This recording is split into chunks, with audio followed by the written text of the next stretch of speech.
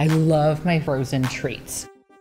Kuvings AUTO10 juicer actually makes sorbet ice cream. I have been looking for something like this forever. Today, I'm gonna show you how to make a yuzu mango sorbet. All you need is 2 ingredients. You're gonna take about 6 cups of frozen mango chunks. You'll find yuzu bottled up for you at the Japanese store. If you're at home and you don't have yuzu, lemon is perfect. I'm gonna pour it over my mango. You're gonna put your mango pieces in. With the touch of a button, your life will change.